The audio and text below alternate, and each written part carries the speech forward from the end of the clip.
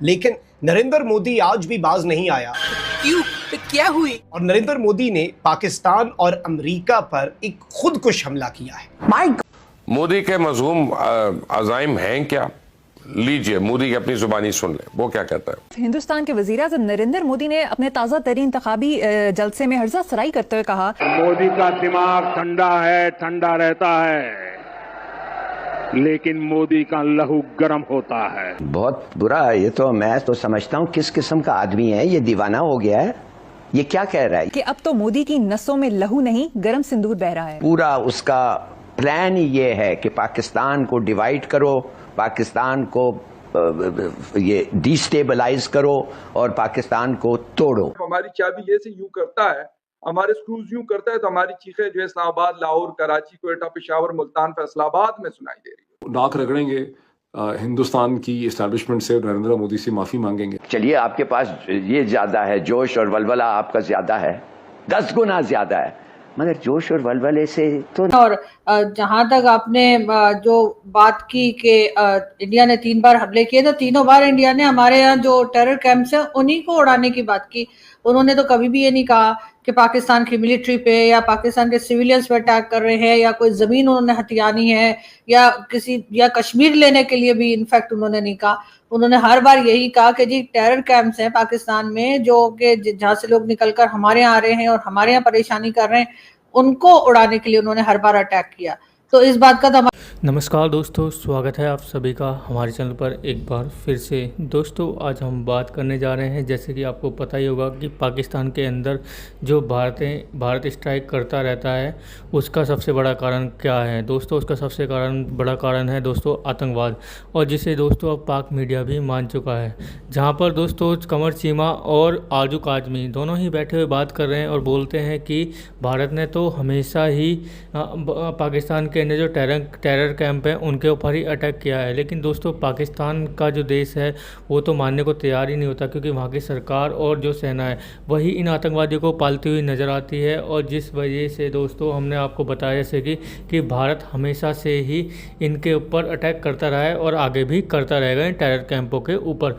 वहीं दूसरी ओर अगर बात की जाए तो दोस्तों पाकिस्तान हमेशा से अपने आप को देश विदेशों में या फिर वैश्विक दुनिया में हमेशा ये दिखाने की कोशिश करता है कि हम बहुत बेचारे हैं, हम बहुत लाचार हैं, हमारे यहाँ से ऐसा कुछ नहीं होता है। लेकिन दोस्तों जिस तरह से मीडिया में खबरें आई हैं उसके बाद में ये पाकिस्तान के लोगों को तो इनकी वीडियो जरूर देखनी चाहिए कि किस तरह से इन्होंने एक्सप्लेन भी किया है। लेकिन दोस्तों अगर हम जैसे कि हम बताएं आपको कि पाकिस्तान तो कभी बाज आने वाला है नहीं इन चीज़ों से, क्योंकि उसका काम ही है दोस्तों कि चारों तरफ हमेशा अशांति फैलाकर रखना और दूसरों के देशों में हमेशा, क्योंकि हम भूखे बैठे हैं तो सामने वाला देश भी भूखा बैठा है, ये इनकी सोच तो दोस्तों ये है। लेकिन काम धंधे इनको कुछ करने नहीं होते, जिसकी वजह से हमेशा ऐसी कोशिशें करते रहते हैं। तो दोस्तों आगे देखते हैं वीडियो में क्या होता है। कल हमारे यहाँ आ रहे हैं और हमारे यहाँ परेशानी कर रहे हैं, उनको उड़ाने के लिए उन्होंने हर बार अटैक किया। तो इस बात का तो हमारे पास कोई जवाब होता नहीं। हम कहते हैं नहीं जी हमारे ऊपर अटैक क्यों कर दिया। अगर हम जो कार्रवाई भारत कर रहे हैं अगर वो हमने खुद ही कर ली होती तो उनको इस किस्म के अटैक करने की जरूरत ही नहीं थी। और अगर किए हैं तो अगर हम भी पलट के, जैसे मैंने पहले भी कहा था कि हम भी भारत पर अटैक कर दें और कह दें कि जी टेरर कैंप है, लेकिन वहां पे क्योंकि हमारे पास कोई बात ऐसी नहीं है, कभी हमने कहा ही नहीं कि भारत में टेरर कैंप्स हैं या भारत टेररिज्म कर रहा है, तो इसलिए हम कुछ कर नहीं पाते। जहां तक फील्ड मार्शल साहब की स्टेटमेंट की बात है, बिल्कुल मोहसिन नकवी साहब का भी आज स्टेटमेंट सुबह से ट्विटर पे घूम रहा है और वो यही कह रहे हैं कि जी चमचमाती मर्सिडीज है। तो वो यहाँ पर सर बिल्कुल वो हमारा एक जो माइंडसेट है ना कि दूसरे की अगर कोई चीज अच्छी है या वजह उसके जैसा बनने की या अपने पास भी करने की, हम उसको खराब कर देते हैं। इस स्टेटमेंट से मुझे तो ऐसा ही लग रहा है कि जी वजह क्यों आप किस लिए उनकी मर्सिडीज खराब कर देंगे। और जो आपने अपने आप को एक समझे, जो बोला जाता है कि कचरे वाला ट्रक, अगर मैं उसको ट्रांसलेट कर पाऊं वो कहे, तो फिर तो क्या हम लोग कचरा सेट तो नहीं बन गए। कहीं कोई मूवी आई शुरू में कचरा सेट होता था, तो मैंने कहा ऐसा तो नहीं है कि अब हम कचरा सेट हो गए। मैं जब भी एक चीज और मैं आपके क्लियर कर दूं, लास्ट आपके शो में मुझे इतनी गालियां पड़ी, तो मैं कभी भी पाकिस्तान को क्रिटिसाइज नहीं करती। पाकिस्तान मेरी कंट्री है, मैं उसको क्रिटिसाइज नहीं करती। हाँ, उसको चलाने वाले, उसको उसका बेड़ा गर्क करने वाले जो है उनको जरूर क्रिटिसाइज करती हूँ।